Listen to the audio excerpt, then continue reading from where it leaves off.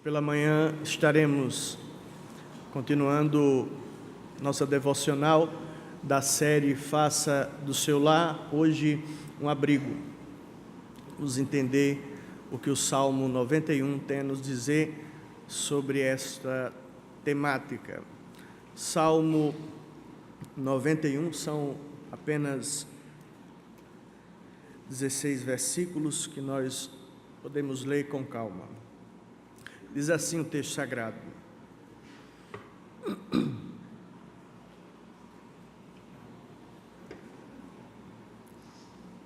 O que habita no esconderijo do Altíssimo e descansa à sombra do Onipotente, diz ao Senhor: meu refúgio e meu baluarte, Deus meu em quem confio. Pois ele te livrará do laço do passarinheiro e da peste perniciosa. Cobrir-te-á com suas penas e sob suas asas estarás seguro. A sua verdade é pavês e escudo. Não te assustarás do terror noturno, nem da seta que voa de dia, nem da peste que se propaga nas trevas, nem da mortandade que assola ao meio-dia. Caiam 1000 ao teu lado e 10.000 à tua direita, tu não serás atingido. Somente com os teus olhos contemplarás e verás o castigo dos ímpios, pois dissestes: o Senhor é o meu refúgio, fizeste do Altíssimo a tua morada. Nenhum mal te sucederá, praga nenhuma chegará à tua tenda, porque aos teus anjos dará ordens a teu respeito para que te guardarem em todos os teus caminhos. Eles te sustentarão nas tuas mãos, para não tropeçares em alguma pedra.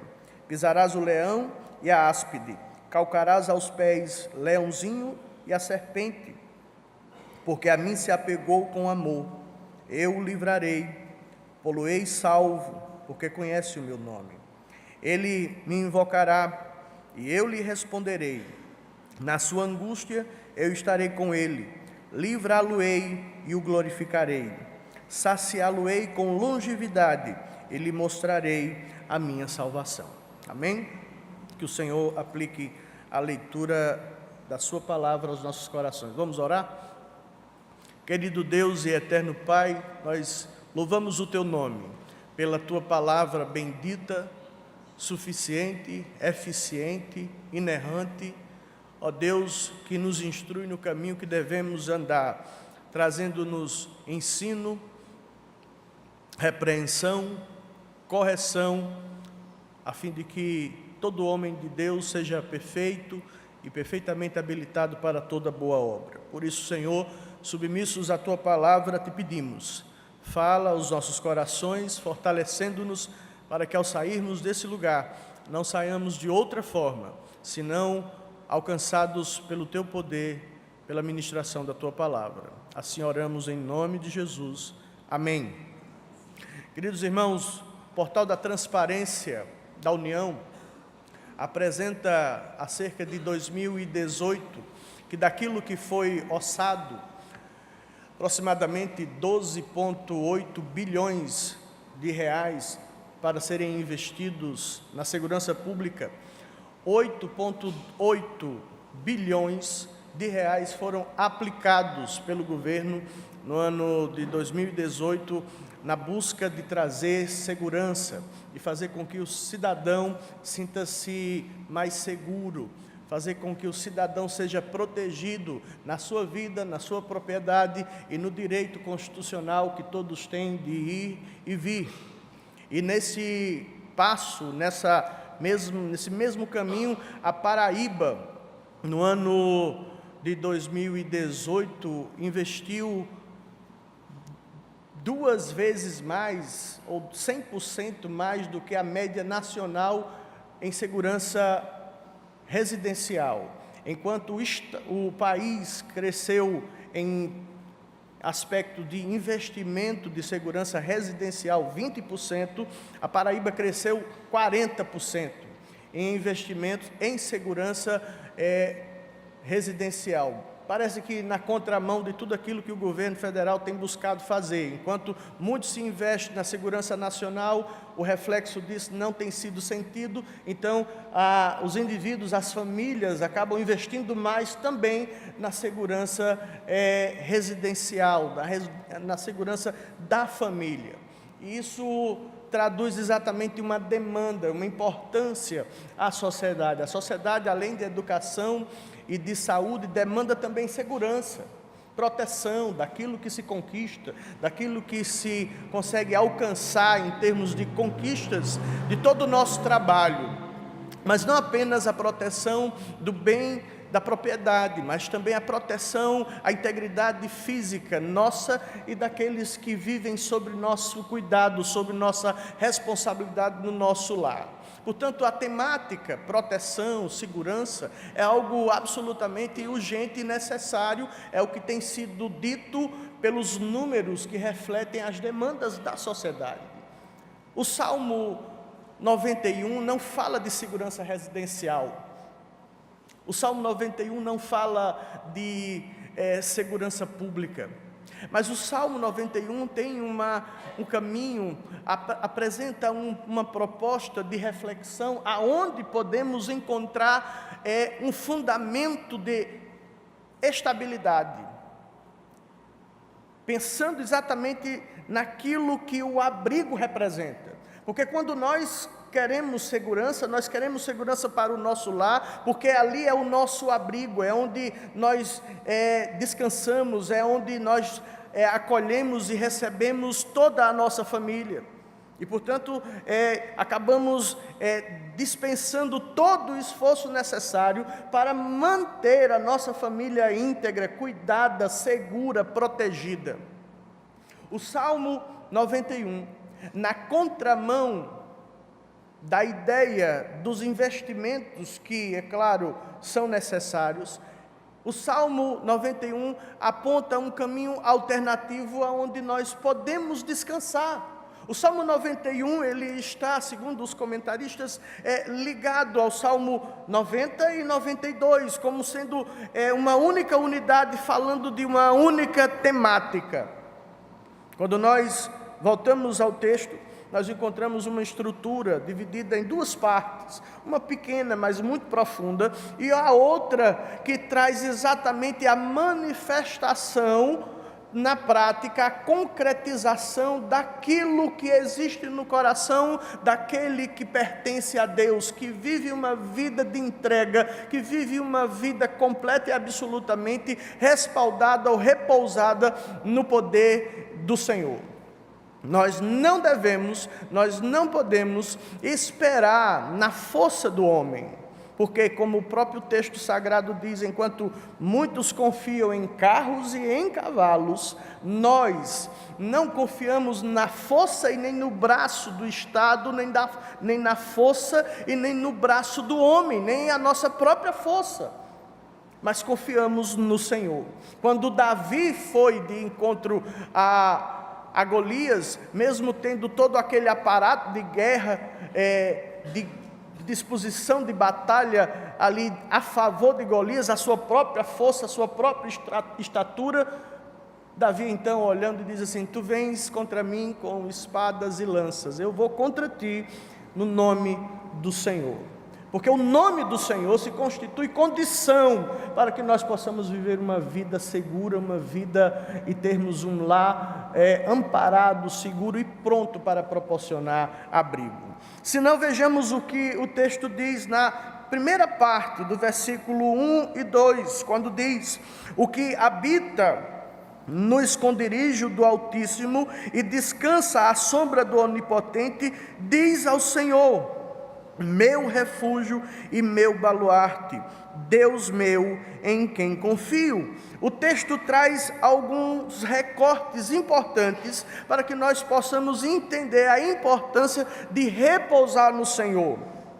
O primeiro ponto, portanto, é que somente aqueles que habitam no sentido de estabelecer no Senhor a morada permanente. Esse é o sentido da palavra habitar. Aquele é um sujeito indeterminado, mas é todo aquele que, estando no Senhor, habita, faz no Senhor ou do Senhor uma residência, uma morada permanente. É esse sentido de que somente estes, aqueles que habitam no sentido de ser estabelecido uma morada e nela permanecer, aqueles que habitam e aqueles que descansam absolutamente, fazem da sua morada no Senhor um lugar de repouso. Repouso é onde nós restabelecemos as nossas forças.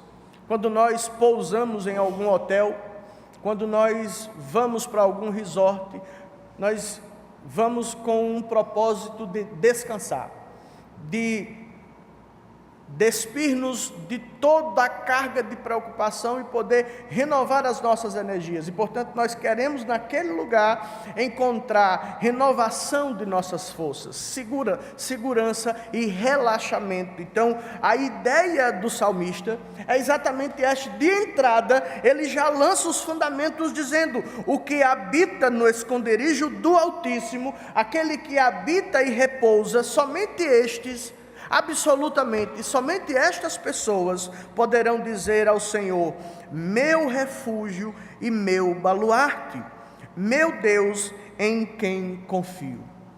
É preciso aqui entender que aqueles que habitam e estão permanentes no Senhor e por isso descansam nele, são aqueles que foram alcançados por Deus e tiveram os seus corações e as suas vidas transformadas e agora vivem um relacionamento pessoal e permanente com o Senhor.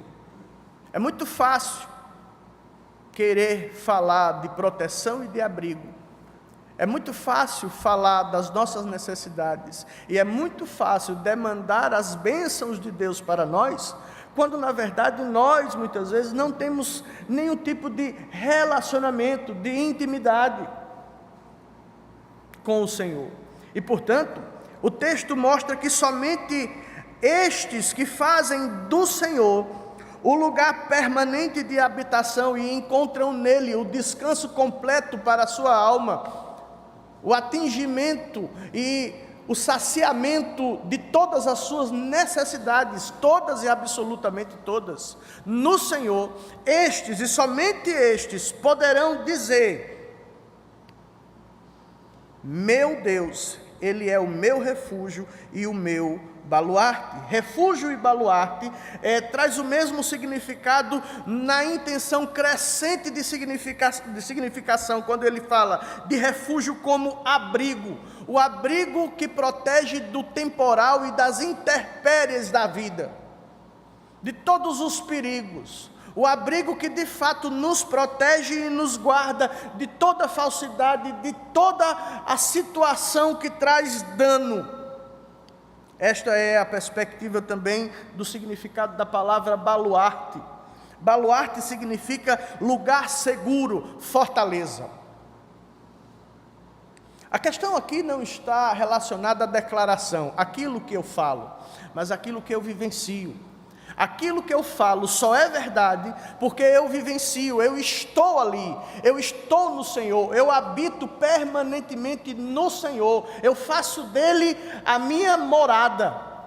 Não há outro lugar fora do Senhor onde eu esteja protegido, guardado, amparado, livre de todo perigo. Não há investimento, não há armamento, não há sabedoria, não há nenhuma atitude humana que possa trazer toda a perspectiva daquilo que segurança pode significar no sentido mais profundo. Somente Deus, isto é o que o primeiro verso e o segundo está querendo dizer, somente Deus, para aqueles que têm um relacionamento pessoal com Ele, gozarão da segurança e do livramento. Somente aqueles que vivem uma comunhão e uma disposição de obediência a Deus é que gozarão dos cuidados de Deus. É este o sentido do texto.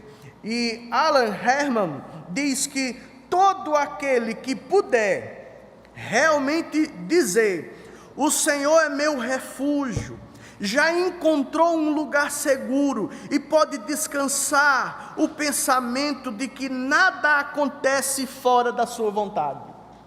Somente aquele que entende o significado, mas não apenas expressa na verbosidade de suas palavras, mas na veracidade, na autenticidade de um relacionamento profundo que se dá com o Senhor. Somente elas poderão, de fato, gozar da segurança necessária. Somente essas pessoas terão os seus lares como segurança. E por isso que a série de mensagens faz sentido e encaixa. É por isso que é preciso fazer do meu lar um altar. Porque eu tenho toda a satisfação no Senhor. Ele é o meu amparo. Ele é a minha segurança. Alguns que me conhecem um pouco mais de perto sabem que eu gosto de culinária. Para mim é um hobby, é uma forma de desopilar, relaxar um pouco. E aí eu gosto muito de frutos do mar. E tem um fornecedor ali na Penha, que eu sempre vou lá comprar algumas coisas. E aí, de tanto ir lá, desenvolvi uma certa liberdade, conversando com o proprietário, dizendo assim: mas você é muito bem-aventurado, você tem muita coisa boa para comer aqui, de qualidade, no preço acessível. E aí ele me chamou e disse: vem cá. Me chamou lá dentro, aí me mostrou a personificação daquilo que habitava no seu coração, uma divindade manifestada na forma de uma estátua e também simbolizada em alguns apetrechos na sua casa. E ele disse assim: está vendo isso aqui? Tudo isso aqui é a causa da minha segurança e da garantia da minha felicidade. Um outro momento, quando eu conversava com um caminhoneiro, eu parei numa dessas viagens para fazer uma refeição nessas paradas, conversando com o caminhoneiro, ele também dizia que tinha a divindade dele, que protegia e que guardava ele de todo mal. Aonde você for e com quem você se relacionar, você ouvirá expressões de manifestação de lugar de segurança. Mas tudo isso, diz a palavra de Deus aqui, que somente aqueles que atribuem a fonte de segurança ao Senhor, a fonte de proteção ao Senhor, somente estes gozarão da certeza da segurança. Não há segurança em nenhum outro Deus, não há segurança em nenhuma outra manifestação humana, somente Deus é o fundamento, é a base, é a coluna, é o sustentáculo da minha e da sua vida, da minha e da sua família.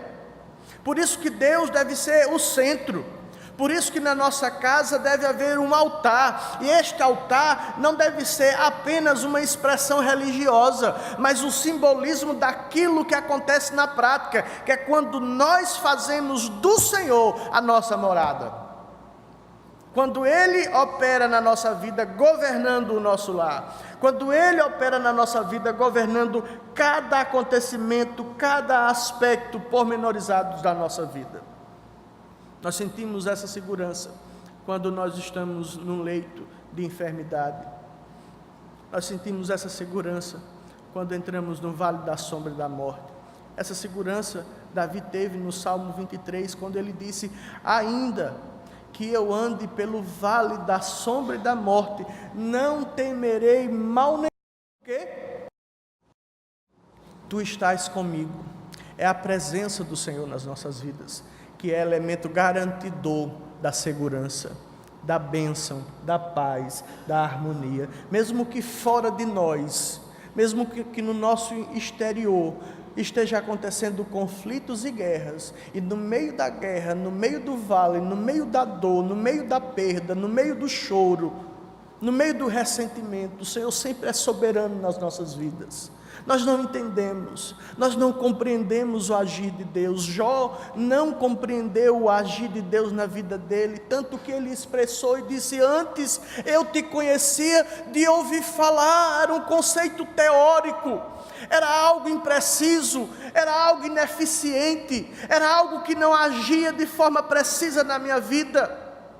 Mas Jó então diz: hoje os meus olhos te veem, aproximação, pelo sentir o cuidado de Deus nas nossas vidas. Olhe para a sua vida, olhe para trás, quantas coisas poderiam ter dado errado, na sua e na minha vida, mas Deus foi e é e será sempre soberano sobre cada detalhe na nossa vida e na sua vida. Deus é e sempre será o ancoradouro na minha vida e na sua vida. Ele será sempre a nossa salvação, não apenas da maior bênção que alguém pode receber, que é o perdão dos pecados, mas durante toda a nossa peregrinação aqui na terra. É o que o salmista expressa no Salmo 139, quando ele diz que todos os meus dias foram escritos e determinados quando nenhum deles ainda existia. É a mesma expressão que Jó deflagrou quando no capítulo 42 ele disse: bem sei que tudo podes e nenhum dos teus planos pode ser frustrado, porque é um Deus que se apieda, que se aproxima de nós, que nos atrai para si e se relaciona conosco, embora transcendente em todo o seu poder, em toda a sua glória, na sua santidade, na sua glória. Ele é também imanente no sentido de se relacionar conosco e saber das nossas necessidades. Ele sabe do que nós precisamos. Ele contempla a nossa dor, Ele enxuga as nossas lágrimas. É o que está escrito em Apocalipse. No final de todas as coisas, Deus será sempre glorificado, porque é Ele que cuida de nós. É isso que precisamos compreender, irmãos. Olhar para as nossas vidas e ver quantas curvas, quantas ladeiras descemos, e que muitas vezes colocamos a mão na cabeça de Senhor, e agora? O que será feito? E aí a sensação absoluta de impotência nos invade, e eu não sei, irmãos, é tão intenso a segurança de impotência, que gera em nós uma circunstância de vulnerabilidade. Nós nos vemos expostos à própria sorte, mas ainda bem que não somos como os gentios que buscam as coisas do mundo. É nesse momento de desprovimento de forças que a esperança no Senhor se reaviva, e podemos então dizer: aquele que habita no esconderijo do Altíssimo, aquele que está na morada do Senhor, ele descansa, porque Ele tem cuidado de nós. Ele garante que ouvirá a nossa oração todas as vezes que pedirmos segundo a sua vontade, porque é isso que o apóstolo diz: esta é a confiança que temos para com Ele, que se pedirmos alguma coisa segundo a sua vontade, Ele nos ouve, Ele nos atende, porque Ele cuida de nós. A Confissão de Fé de Westminster, quando define a providência, ela fala que a providência é a maneira santa, poderosa e sábia de Deus de conduzir todos os acontecimentos e todos os detalhes da vida de todos os seres humanos, de tudo o que está criado por Deus, de tudo o que Deus criou, sobretudo sobre aqueles seus servos, sobre aqueles seus filhos. Este é o primeiro ponto. Onde você tem habitado? Onde você tem descansado? Onde você tem colocado a sua confiança? Onde você tem colocado a sua alegria? É preciso que compreendamos que somente o Senhor é que é o caminho para onde devemos seguir. Hoje iniciamos mais uma semana. Como você pretende viver essa semana? Se Deus lhe conceder mais uma semana de vida, será que você terá condições de executar os seus planos? Será que os processos que ficaram interrompidos, porque amanhã sim começará um novo ciclo? Será que você de fato conseguirá terminá-los? Será que você terá a oportunidade de fazer aquela viagem de férias? Será que você terá mais uma oportunidade de fechar algum tipo de ciclo na sua vida, entre tantos que você já fechou? É preciso que entendamos, irmãos, que é quando nós estamos no Senhor, descansamos acerca de tudo, absolutamente, e temos todo o prazer no Senhor. Este é o primeiro ponto. E o segundo ponto traz exatamente uma conjunção adversativa, ou coordenativa, melhor dizendo, quando ele estabelece a relação de causa e efeito.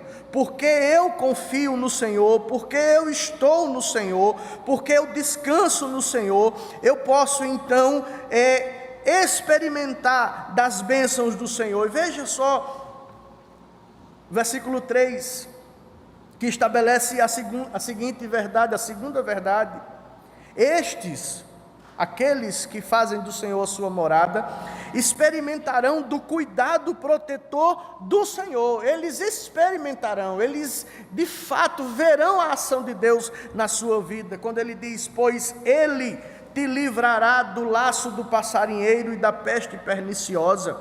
E aqui há algumas situações que precisam ser destacadas. No versículo 7, no final do versículo 7, quando diz: tu não serás atingido. Versículo 4, a parte final, que diz: estarás seguro. Versículo 5 diz: não te assustarás. A garantia de Deus é que em todos os aspectos, de todo lado, Deus estará presente, agindo em nós e por meio de nós, livrando-nos dos perigos externos.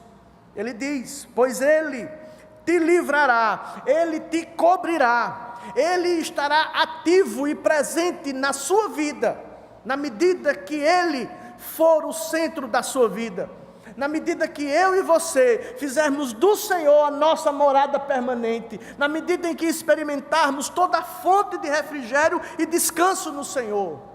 Ele garante que nos livrará e nos cobrirá, nos protegendo de todo o perigo externo. E aí ele estabelece toda a demanda de inimigos que se colocam contra nós: laço do passarinheiro, a peste que voa, o terror noturno, a peste que se propaga nas trevas, da mortandade. E mesmo que 1000 caiam ao meu lado e 10.000 à minha direita, eu não serei atingido. Deus manifesta o seu cuidado por nós. Isso aqui, irmãos, nós não devemos nos confundir com triunfalismo. Se tivermos um pouco de curiosidade e conhecermos a história do povo de Deus, haveremos de sermos lembrados de que o povo de Deus padeceu e sofreu. E esta era a palavra, e foi a palavra de Cristo Jesus, quando ele disse: no mundo tereis aflições, mas tende bom ânimo, eu venci o mundo. Deus não promete nos livrar das lutas e das dificuldades, mas nas lutas e nas dificuldades, Ele cuida de nós, Ele nos protege. Versículo 8, ainda como desdobramento da ação de Deus, ele diz: somente com os teus olhos, ou seja, você vai perceber, nós iremos perceber a ação de Deus, somente com os teus olhos contemplarás e verás o castigo dos ímpios. Aqui, irmãos, é uma posição privilegiada. Estaremos vendo o justo juiz aplicar o julgamento correto sobre aqueles que não estão ou que não fazem do Senhor a sua morada, que receberão o castigo, que receberão a condenação, que receberão a aplicação da justiça divina, a justiça perfeita. E o que é mais interessante aqui é que nós não fazemos parte daqueles que receberão o castigo. Nós estaremos de fora exatamente porque Deus nos escolheu em Cristo Jesus, e Ele fez com que Cristo fosse a propiciação pelos nossos pecados. Ele nos protege e nos guarda, Ele nos livra da condenação eterna em decorrência do estado de pecaminosidade que eu e você nos encontrávamos. E agora, podemos contemplar o justo juiz operando a justiça sobre todos os ímpios, aqueles que vivem infiéis, a ausência da fidelidade, aquelas pessoas que viveram dissolutamente, distantes do Senhor, que não fizeram do Senhor o seu abrigo, estes receberão a justa paga. Versículo 9 diz: por que as coisas são assim? Por que o salmista está pintando este quadro? Versículo 9 diz: pois dissestes, o Senhor é o meu refúgio, fizeste do Altíssimo a tua morada, e a morada aqui é exatamente um lugar de habitação, fizeste do Senhor a tua morada. Este é o que eu considero o versículo chave de todo o Salmo, quando ele diz: pois disseste, o Senhor é meu refúgio, fizeste do Altíssimo a tua morada, porque todos os acontecimentos orbitam em torno desta grande verdade declarada, de que o Senhor é a morada do salmista, de que o Senhor é a minha e a sua morada.